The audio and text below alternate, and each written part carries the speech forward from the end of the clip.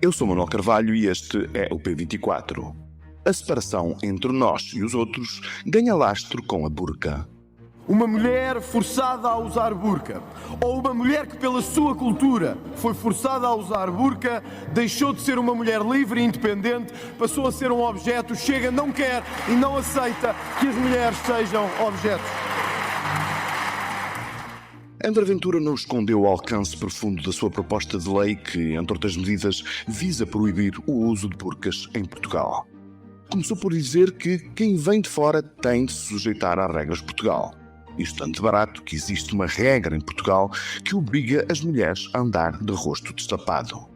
E acrescentou que as mulheres que usam burca deixaram de ser pessoas livres e passaram a ser vítimas dos homens ou de uma cultura que as oprime. Passo a passo, as maiorias geradas na Assembleia da República vão testando as fronteiras dos direitos, liberdades e garantias da Constituição. A lei do Chega, recorde-se, foi votada pelo CDS, Iniciativa Liberal e PSD, mas mereceu pareceres negativos do Conselho Superior do Ministério Público, da Ordem dos Advogados e da Associação Portuguesa de Mulheres Juristas. Por arrastamento, Portugal vai criando cada vez mais superfícies de atrito entre nativos e estrangeiros. Isto aqui não é o Bangladesh, dizia em pleno Parlamento uma deputada do Chega.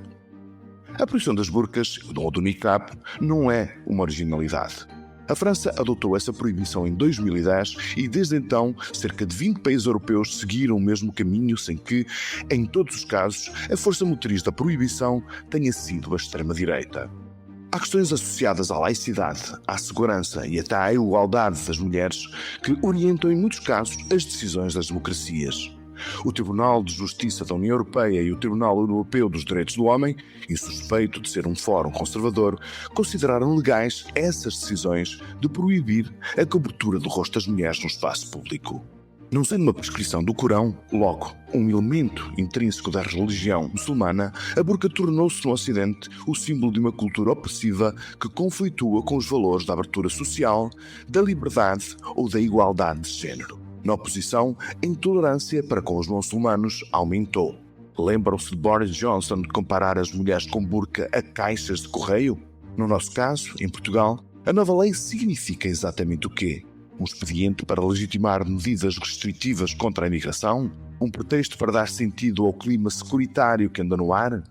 Uma exigência legítima democrática em defesa das mulheres? Temos connosco para falar destes temas o professor assistente convidado da Universidade Portucalense Daniel Gomes, especialista em Justiça Constitucional e Direitos Humanos Fundamentais, que está a desenvolver uma investigação de doutoramento centrada no princípio da igualdade e da não discriminação. Este é o P24. O seu dia começa aqui. Professor Daniel Gomes, muito obrigado por vir ao P24. Primeira pergunta para um jurista. A lei que, entre outras medidas, proíbe o uso de burcas em espaço público, na sua opinião, suscita mais questões de natureza política, de modelo de sociedade que nós estamos a debater, ou é essencialmente uma questão de direito? Uma questão de direito, e em concreto, é um especial de direito constitucional. Muito obrigado pelo convite, é um gosto estar aqui. Relativamente à sua pergunta, eu creio que são-nos trazidas os dois tipos de questões. Questões tanto de natureza política, enfim, motivadas pela própria posição ideológica de quem propõe, de quem discute e de quem vota na Assembleia da República. Portanto, questões sobre o modelo de sociedade em que queremos viver. E também, naturalmente, questões de natureza jurídica, nomeadamente questões de natureza de conformidade constitucional, né? Conformidade das opções legislativas que até agora conhecemos face à Constituição. Portanto, os dois tipos de questões estão presentes e, enfim, não me parece que... Não é possível, na sua opinião, portanto, dizer que isto é uma questão eminentemente jurídica ou uma questão eminentemente política. Não há fronteiras entre as duas questões. Há fronteiras muito tenues, mas diríamos que são semelhantes às fronteiras que temos na União Europeia, facilmente transponíveis, e, portanto, podemos identificar questões de dois tipos, tanto questões jurídicas como questões políticas. Agora, naturalmente, e em especial no que se refere ao direito constitucional, a influência política é evidente e, no caso da política, a influência do direito também. Portanto, o direito e a política são duas ciências afins, pelo que as questões serão muitas vezes transversais e conexas. Uma lei procura sempre, de alguma forma, responder às questões do tempo, às necessidades, às preocupações das sociedades num determinado tempo. Esta lei cumpre, do seu ponto de vista, isto, enfim, não é tanto uma visão de jurista que eu lhe peço, mas é também uma visão enquanto cidadão. Acha que esta lei cumpre esse espírito inerente às leis, ou é um pretexto para avanço da securitização e de pressão sobre comunidades externas, de controle de imigração? Ou seja, era mesmo necessário nós termos esta lei?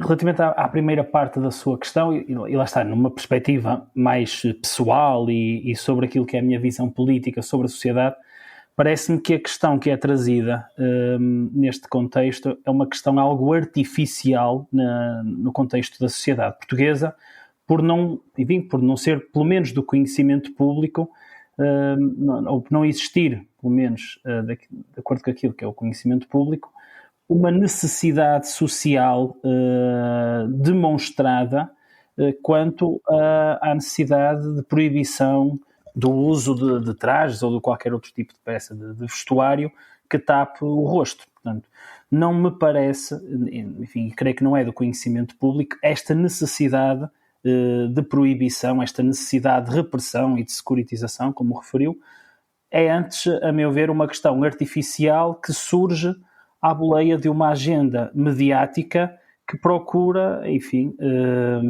ganhar a simpatia do eleitorado num contexto em que a luta pelo mesmo é cada vez mais intensa.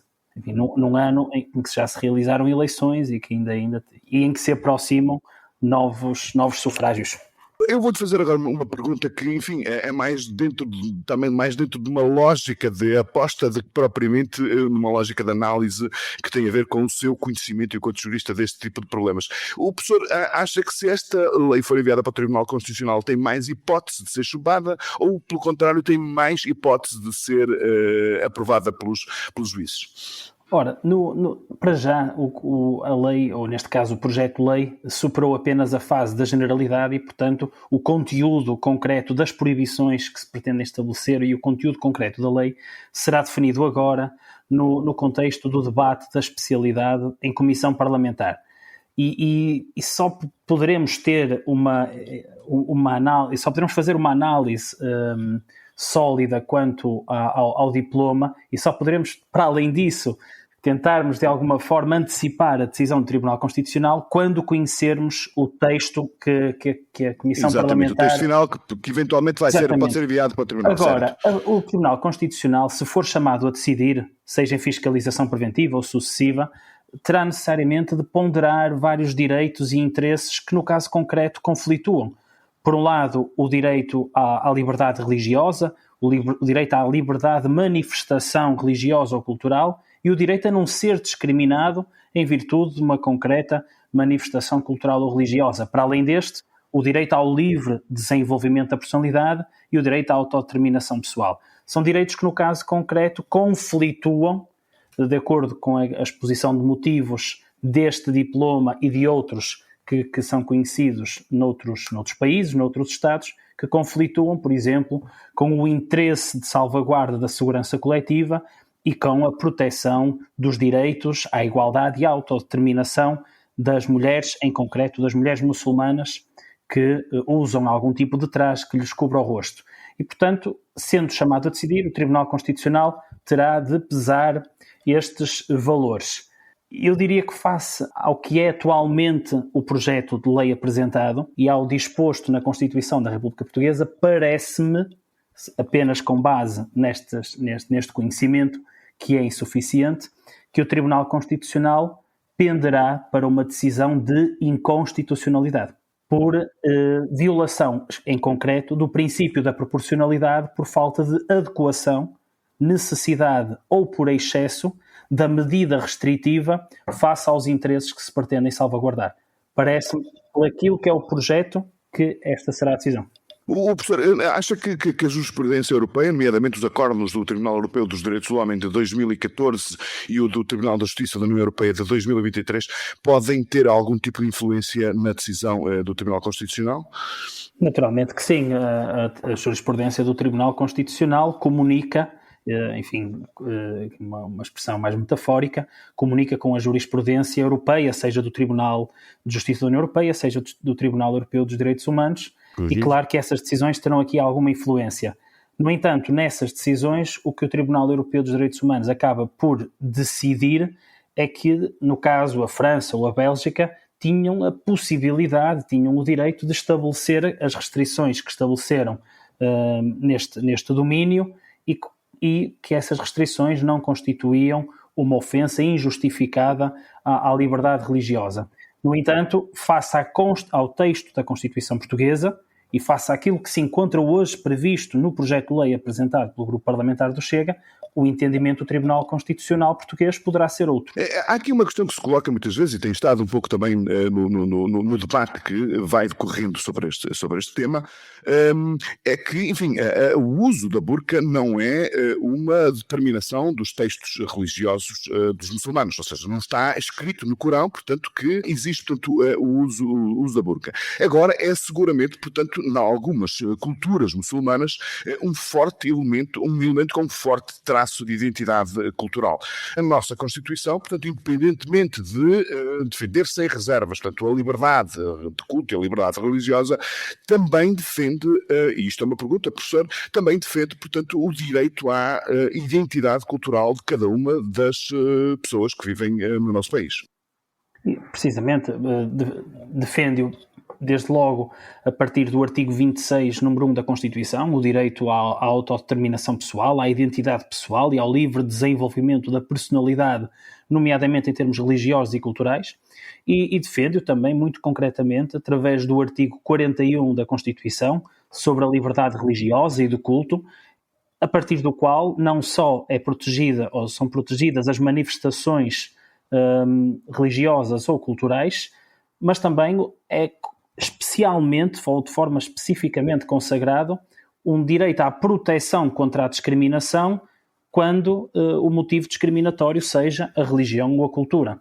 E, portanto, a Constituição Portuguesa, não só, mas sobretudo com base nestes dois artigos, protege o direito à identidade cultural e à identidade religiosa, e muitas vezes é um erro pressupor-se que o uso de um traje que cobre todo o rosto resulta de uma imposição de terceiros e não de uma manifestação de vontade, não de uma convicção pessoal e íntima. Até porque é difícil determinar, portanto, se é uma coisa ou se é outra. Precisamente. E, portanto, como sociedade, poderemos estar a legislar com base num preconceito, num estereótipo, segundo o qual o uso de um traje que cubra o rosto responde a uma imposição de terceiros e não a uma convicção íntima e pessoal que está constitucionalmente protegida. E por isso dizia que o Tribunal Constitucional, na decisão que eventualmente vier a tomar sobre o tema, decidirá sobretudo com base no princípio da proporcionalidade, porque está em causa uma restrição a direitos fundamentais, restrições essas que só serão admissíveis se visarem a proteção de um outro direito ou interesse constitucionalmente relevante e se essas restrições, essas medidas restritivas, para além disso, forem adequadas, necessárias e não excessivas para a salvaguarda desse outro direito ou interesse. Uhum.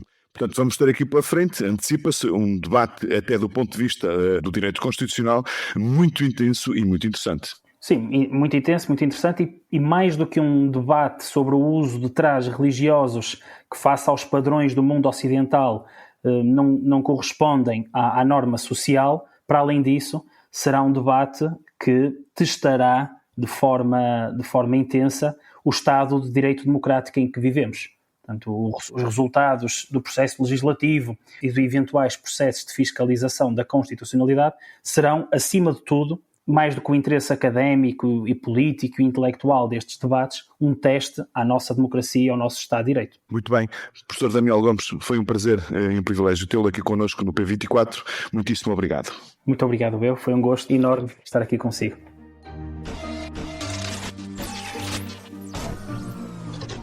Este já é o som do presente em certas áreas dos armazéns da Amazon nos Estados Unidos, colonizados por robôs. E será ainda mais o som do seu futuro. Hoje, a gigante norte-americana utiliza já 1 milhão de robôs nos seus centros logísticos. No horizonte de 8 anos, até 2033, a empresa vai aumentar ainda mais a sua robotização e espera consegui-lo com o trabalho de máquinas que dispensam 600 mil trabalhadores. Com a substituição de homens por robôs, a Amazon espera poupar 11 mil milhões de euros. Ou seja, cada encomenda manipulada por robôs custará ao cliente final uns 25 cêntimos a menos. Mas, afinal não são robôs. Numa tentativa de tornar estas máquinas mais simpáticas, a Amazon deu-lhes um novo nome: Cobot, uma mistura entre colaborador e robô. Trabalhadores incansáveis, sem baixas, sem indisposições nem reivindicações, os Cobots vieram para ficar, pelo menos na Amazon. O P24 regressa amanhã. Tenha um bom dia. Para não perder os novos episódios, subscreva este podcast do Público na sua aplicação preferida. Para além deste programa, há mais para descobrir em público.pt/podcasts. O Público fica no ouvido.